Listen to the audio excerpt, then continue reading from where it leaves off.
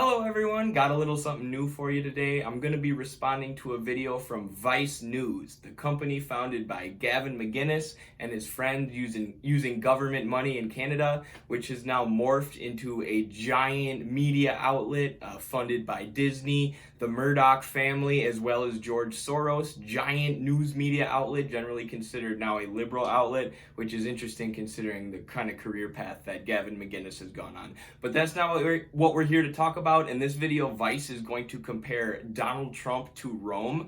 So we're going to go through it here and break it down piece by piece. Let's go. I do think that there is a lot breaking down. I absolutely do not think January 6th is the high watermark. Of course not. Do I think something like this will happen again at some point in the next 10 years?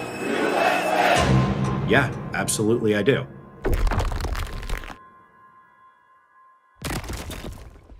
If a political system does not come down hard on this kind of anti-constitutional, anti-democratic attempt to overturn the results of an election, what do you do with that?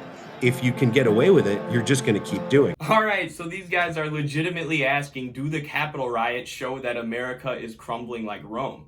Because when the state apparatus, the government, doesn't come down hard on the Capitol rioters, what does that say about our democracy? I don't know. What does it say about our democracy that the CIA funded right-wing elements of the Bolivian military in 2019 so they went into the Bolivian capital and told the democratically elected Evo Morales to seek asylum in Mexico? A CIA US-sponsored coup to overthrow the democratic will of the Bolivian people. What does it say that our State Department deliberately did that? I think that says a little bit more about democracy than the fact that we haven't thrown every single Capitol rioter in Guantanamo Bay. When people say this is the end of the Roman Empire, that's when I say, I don't think that that's true. This is not a situation where we are entering total state collapse and there's going to be like a kingdom of California. I think that would be overblown. The United States as an entity will continue on. Is this what people think the Capitol riots were? Are there a lot of people who think that America almost ceased to exist? It takes a lot of organization, planning, and class solidarity to overthrow a country's government. Just ask the CIA. It took a massive effort to overthrow the government of Iran in 1953, Bolivia in 2019, like we just mentioned. These things take not only a lot of class collaboration, consolidating with the working class in order to suppress whatever working class movement is rising up. It takes an insane amount of resources and planning, a lot more than a handful of Trump supporters going to the Capitol had. And if there was an organization who had the power to overthrow the US government, how would the effect of that be California creating its own kingdom and separating from the United States?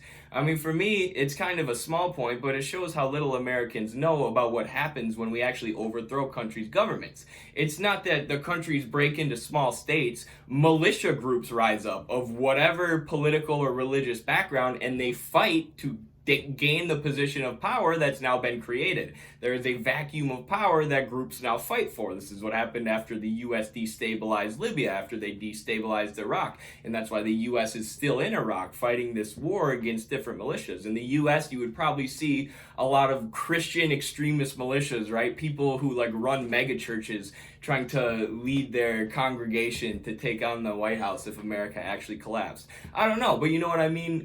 When you saw these power vacuums created in the Middle East, you have like Islamic extremist groups because that is based on what their conditions are. In the US, you would have like white supremacist and Christian extremist groups fighting each other for power. It would be horrible, but that's what the US does all around the world, is create situations like that. But when you're talking about its political system, what does American democracy look like? What does representative government look like? Participatory government look like? Which the Romans had. For 500 years, the Romans had like a fairly participatory system because those guys did still have to troll for votes. They still needed to win elections in order to get ahead. So I think that there are things that we can talk about in terms of the political system transitioning from representative democracy to an autocratic regime. The Roman political and economic system was kind of similar to the one we have in the US, but not through the ways that this guy is going to say. Rome had a similar mode of production in that they had coined currency. So they still had slavery, but they had a similar class system to what we have in the US, where you have the capitalists who own money and the majority of people work underneath them. And a lot of class struggle between these classes is what drove Roman history. If you read Michael Parenti's The Assassination of Julius Caesar, you hear him making the argument that Caesar was essentially a populist. He was against the wealthy landed classes in Rome at the time who had come to control the political system, and he fought for the working masses who were arguing for a better standard of living and demanding a better standard of living from those who had the coined currency. So there is actually a lot that we can learn from Rome. The United States of America, which is of course modeled on the Roman Republican system, has institutions just like Rome did with the consulship and with the tribunate, where if you just start vesting power and authority in one part of that system, you can keep the window dressing of a House of Representatives and a Senate and a Supreme Court. But we see this in, sort of constitutional dictatorships with the window dressing of democracy, but actually it's just an autocracy. A dictatorship with the window dressing of democracy, huh? And you don't think that sounds like the United States at all? You think that the people are making the decisions in the United States. You think that the people are choosing to go to war. The people are setting the tax plan. The people are setting the wealth distribution. The people are deciding how things are produced.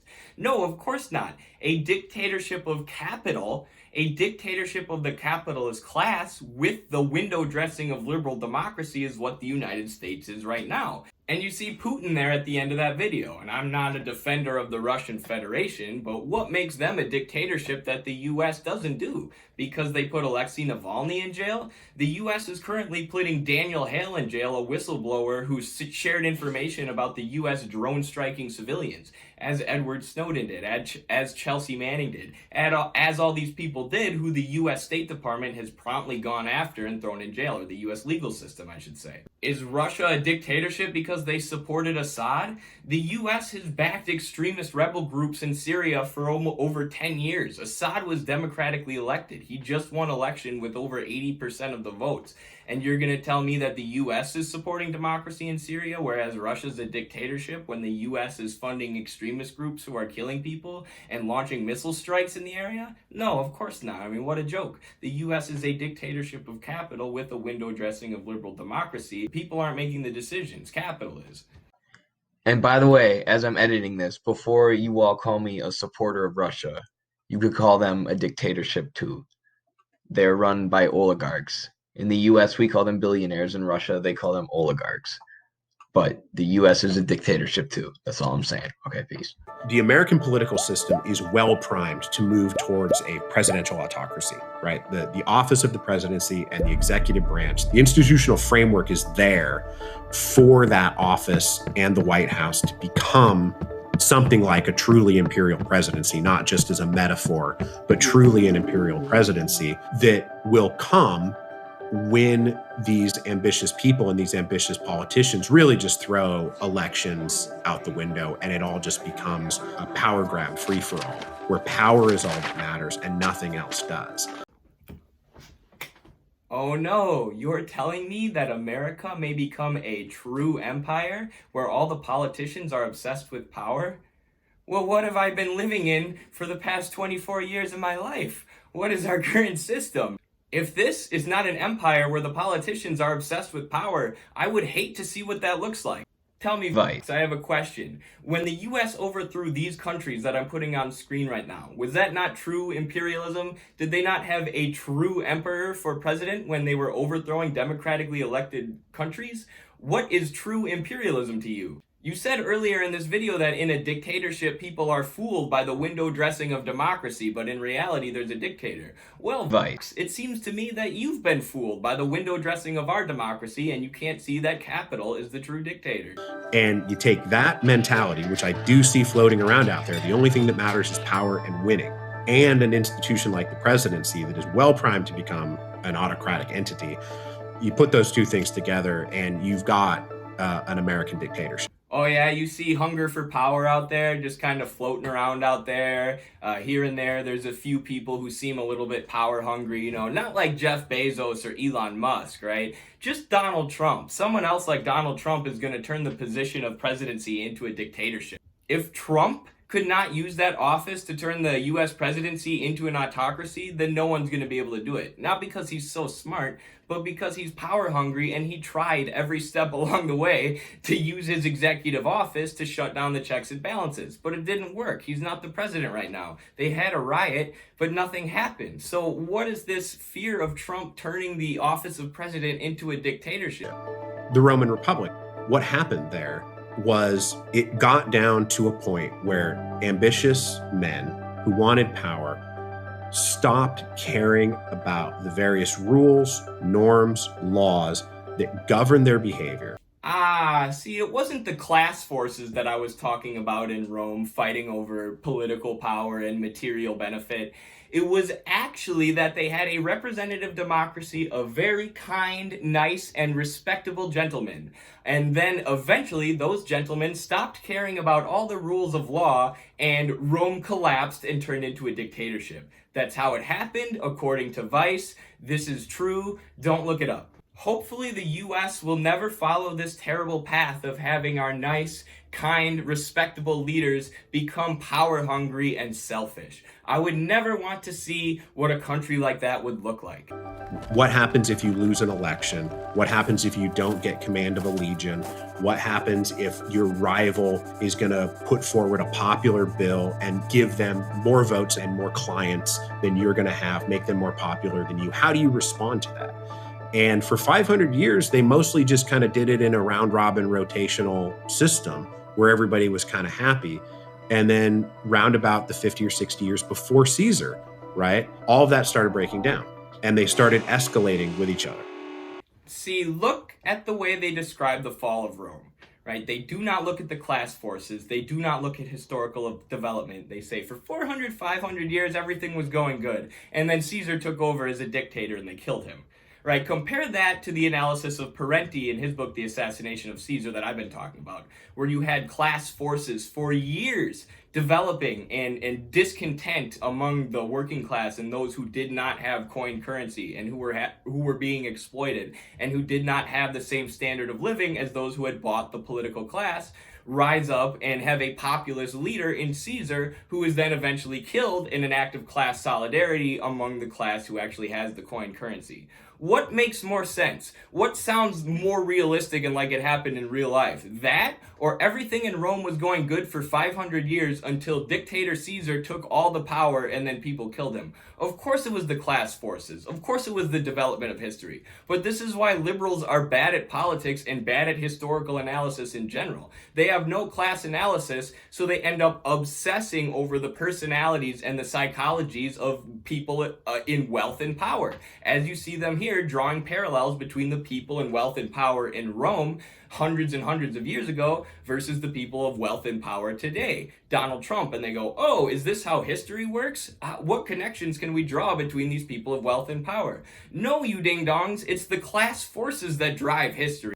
And the argument that Parenti makes in that book is that we allow history to be told by bourgeois historians. At the time in Rome, most of the people who can read and write were those who were wealthy. So those people like Cicero, who you may have heard of, are the ones we allowed to write history. Now you have wealthy liberal outlets like Vice today taking the same narratives from the wealthy landed class of the time and repeating them so we don't see the true motors of history. Because liberalism is based on a lie, they can't show us that class forces drive history. They just have to endlessly distract us by talking about the psychologies of Julius Caesar and Donald Trump and telling you that America could become a dictatorship any day or they could collapse similar to the Roman Empire. When in reality, the only thing that's going to cause that or cause a real change in political power is the conflict between class forces. Rome held elections every single year. There is an election it's going to go against some candidate. That candidate has on retainer sort of armed gangs. And they said, I'm probably going to lose this vote. So on the day of the election, I need you to come in with your gang and rough people up and beat them up. They had their voting urns, right? Like literal physical voting urns that you would vote into, and they would knock them over basically to wreck the election itself. I'm not going to accept that my rival got command of this potentially lucrative campaign in Greece. I want that campaign for myself. So I'm going to send gangs to try to push his supporters out of the assembly so I can win the vote. All of these things, influencing elections via paramilitaries and gangs, using violence to control democracy, the US has done, and the US did in Bolivia in 2019. We were funding violent right-wing gangs who were beating people as they went and tried to vote for the Socialist Party. So far, Vice, everything that you've described as dictatorship, the United States already does. So I'm failing to see how the US can transition into a dictatorship when we're already doing all this. After the Revolution of 1830, there is a moment when Lafayette has to go out and stop a mob of people who are going to try to swarm into the National Assembly building because they think that the people inside the National Assembly building are writing a new constitution for France that's more conservative than they would have preferred. And so you did actually have like a mob coming in to stop the national legislature from doing what it was doing. Those things I see happening right now in the United States. I think we all saw something like that happen on January the 6th. The fact that they keep comparing the French Revolution to the Capitol Riots shows how little these people think about class.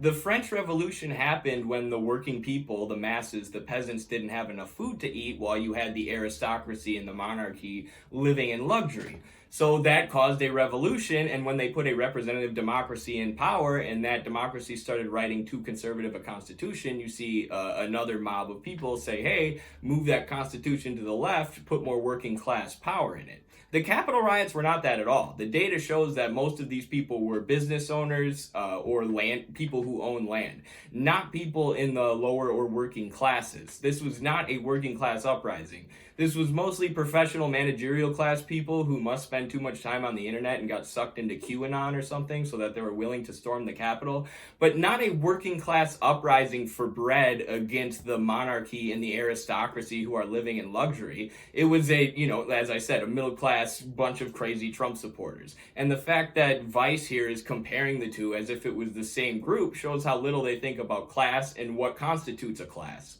Because really what January 6th was about was trying to disrupt the legal transfer of power from one party to another, from one candidate to another, from one person to another. And they're just trying to get in the middle of that and use force and intimidation to stop that process, which is a very different thing from the more famous moments that you see in other revolutions or in other moments of history. But there are many parallels to this. This is unique for this moment in American history. It is not unique at all in terms of world history. Well, I don't even like that they're still calling the Capitol riots a revolution, but at least they acknowledge that there are differences between the Capitol riots and the French Revolution, although they don't elaborate on what those differences are. For me, the only similarities are that you can see the state here stepping up to protect the political class. Right, when you had the mob of angry peasants and workers trying to attack the National Assembly or demand something different, Lafayette and the state, the military, come suppress it. When you have a group of angry Trump supporters try and storm the Capitol, the cops stop it and suppress it, although less violently than they do when they see an unarmed black person usually. But even still, that is not the same thing. Again, the French Revolution was demanding bread and an increase in the standard of living for the conditions of workers. The Trump riots were a bunch of QAnon people. So the example of Lafayette coming out to put down the French protesters is an example of the state suppressing an actual class struggle, an actual demand for an increase in the conditions of workers. The cops just beat up a bunch of middle-class, angry Trump suburban people. And what is with this hyperbole about Trump almost becoming a dictator and we almost saw the fall of America? You think if the rioters would have successfully thrown everyone out of the Capitol, they would still be there today, like running the country and making decisions? That's not what happened. It takes way more organization and coordination than that, and class solidarity to that, to overthrow a country's government. You can't just walk into the Capitol and stay there. They still wouldn't be at the head of most positions of power in the United States. Like, yes, obviously the Capitol riots were bad and violent, but these people did not almost seize power, stop acting like they did. They caused property damage. When I have looked back at, all through revolutions and all through the history of Rome, the unique factor about Trump is not what he tried to do. We're going to walk down to the Capitol. Or that he's a bad ruler, because when people ask me, is he like Louis XVI or is he like, Tsar Nicholas? The answer is those guys were actually, in my opinion, better rulers and actually better politicians, frankly, than Donald Trump was. And those are historically bad rulers. How do you measure in the abstract which of these leaders is better? The historical conditions they were living in, economic, political, military, were all completely different. Louis XVI and Tsar Nicholas were the heads of feudal monarchies who saw their governments overthrown by working class and peasantries who were literally starving due to the economic policies that they enforced. The revolution in France that overthrew Louis XVI was the peasants organizing against the monarchy and the powerful church who had been hoarding wealth and bread as the peasants were starving. Their intellectual leaders and philosophers were the Enlightenment thinkers who were pushing ideas like freedom and secularism that the United States actually ended up being founded on. Different from that, the revolution in Russia that overthrew Tsar Nicholas was led by Lenin and a group of industrial workers and peasants using the philosophy of Marx. They wanted to move to socialism, and it was a much different revolution and a much different group of people than the French Revolution. Marx deciphered these by calling the French Revolution a bourgeois revolution, and obviously the Russian Revolution then would be a socialist revolution. The Capitol riots wouldn't be anything like either of these two, and Trump would be nothing like either of these leaders, and I don't even know how you're comparing how good they were. But don't worry, he will never explain. I guess Vice just likes to throw shade at Trump and say he's worse than some of the people who are considered the worst leaders of all time. So, great journalism. You kind of have to look at what was going on with some of the teenage emperors in Roman history in terms of just how kind of flippantly nonchalant they were with the power that they had at their disposal. And not like sort of the excessive horrors that we know from like TV, like with Caligula or with Nero. Shall have a new name. Neropolis, city of Nero. What does Trump do that makes him similar to teenage dictators in Rome? He has a lot of meltdowns on Twitter, and he fires a lot of his advisors or people in his cabinet because he's extremely thin-skinned. So that just means we have a man baby in the executive office. That doesn't mean he's similar to a teenage dictator like Caligula, who literally killed random people until he was assassinated for being a total tyrant. The only connections that I can even think of between Caligula, Nero, and Trump is they all had an appetite for sexual degeneracy and they all hoarded wealth. But I think that shows more about the psychology of wealth and power than it says about the unique personality traits of Trump that connect him to Caligula. But forget the connections between Trump and Roman emperors. What has Trump done different from past US presidents that makes you think he's a dictator similar to these Roman emperors? Is it because he launched missiles at Syria? Obama and Biden did that. Is it because of his CIA coup in Bolivia? Almost every president has done a CIA coup, and Obama overthrew the Libyan government, leaving their country entirely destabilized in a disastrous situation. Is it because he funded Israel's apartheid in Palestine?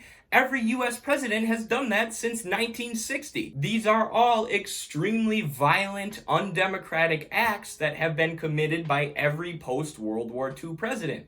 Because we already have a dictatorship and nothing changed with Trump. Capitol's always been calling the shots, and Capitol was calling the shots with Trump when they did all these heinous imperialist acts overseas. These things are done for the expansion of capital. They are not done on a whim. They are not done because of the personalities of presidents. They are done because politicians like Evo Morales come to power in Bolivia and nationalize the industry, meaning that industry no longer belongs to Western corporations. It belongs to the Bolivian people. And the US cannot have that, so they go in and they undemocratically overthrow this country. That's not something that Trump brought along. That's something that the US has been doing forever. And then when you have liberal outlets like Vice here, who have no analysis of class, and they're trying to explain dictatorship, they can't. They're totally confused. They're left grasping at straws and deeply analyzing the psychology of a bunch of random leaders throughout history who they've deemed to be dictators, because they don't understand that we already have a dictatorship of capital,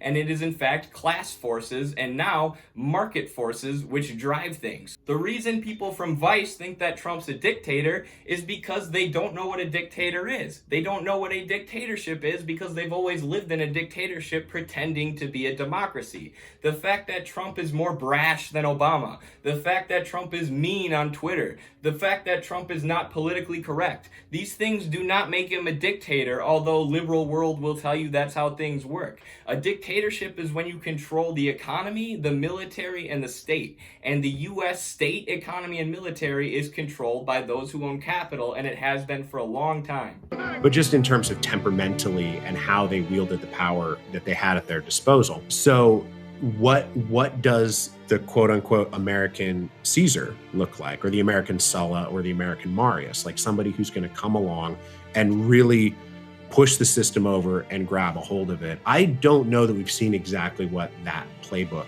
looks like, but Donald Trump has shown us plain as day how much people are absolutely going to be willing to go along with that if and when it does come along. That was an interesting conclusion there. Obviously, Trump didn't almost destroy our system, right? I mean, there was a story that came out that apparently Trump tried to pull out troops from almost every country where US troops are stationed in like the last week of his presidency. But of course, this was blocked by the Pentagon. Because as I've been saying, the executive office is not the position of a dictator. There are checks and balances to make sure that capital remains in its place as dictator. Also, Trump basically summoned a riot of his angry minions. I'm kind of downplaying the Capitol riots a bit here, but obviously this is a violent event. It's a big event. And this shows us something about the current makeup of American politics. But what is it? I mean, I have two conclusions. Conclusion number one, the political class can be beaten. Watching Donald Trump run through the Republican primaries and then beat Hillary Clinton, essentially the human crystallization of the liberal or democratic ideology in America, it showed the political class has a lot of money and power, but they can be beaten. We do still have elections, and they technically still can lose these elections. Trump had an anti-establishment, anti-elitist mindset and rhetoric. He spoke to the working class, told them he was going to end free trade deals, the neoliberal policies that have destroyed the American working class, and he said he was going to end the wars because people are tired of wars. And I was making fun of these people for comparing the Trump supporters to the Russian Revolution, but the Bolsheviks during the Russian Revolution said peace, land, and bread. Right? We're going to give you peace, land, and bread because the Russian workers were tired of fighting in World War I. That was basically Trump's campaign slogan, and he won with it, right? He beat the entrenched ruling class. He didn't get anything done when he was in office. He didn't actually do peace, land, and bread, but he showed that we can gain political power in some way via the voting booth, via electoral politics. The current ruling class is just old and kind of dumb, honestly. I think it's about time we got rid of them. They're getting too complacent. So what's the second thing we learned from Trump, though? The second thing that, not the Capitol riots, but Trump's whole presidency shows us is that there is worker discontent in this country. People are willing to latch on to a populist leader. I would argue that more people latched on to Trump's rhetoric about bringing back manufacturing, helping American workers, and ending the wars than they latched on to his anti-immigrant, more xenophobic rhetoric. The working class in this country is seeing discontent. They're not as overworked and starving like the Russian working class in 1917 or the French peasantry who overthrew the monarchy. But American workers, 78% are living paycheck to paycheck. Their cost of living is going up and up. They're extremely overworked, and they're increasingly feeling like they do nothing at their job. Like all the actual manufacturing and industrial jobs are being automated or shipped overseas, while Americans are being pushed into the service sector. There is a discontent, and there were mass protests over Trump's presidency that prove that. if we have enough leaders and enough organization of that working class, we could make a serious press to gain political power. But once we gain political power, we would actually fix the problems that are hurting people, which is where Trump fell short. So let's capitalize on this discontent. Let's give the working class somewhere to put their discontent, something to do with their discontent, something more than what Donald Trump gave them. He lied to them and used their votes to gain office. Joe Biden lied to them, said he was going to be the most working class president this country had ever seen, or the new FDR, he was going to support unions. It's a lie. None of this is going to go through. Joe Biden is a corporate puppet. So let's talk to the working class, though. Let's explain to them the failures of liberal democracy and the failures of neoliberalism. Explain to them how class struggle and organization can help us actually seize political power and actually create a better world where the masses of society don't rule over us in a dictatorship of capital. All right, this has been Eddie Smith. Thanks for letting me review your video, Vice. Midwestern Marx, solidarity.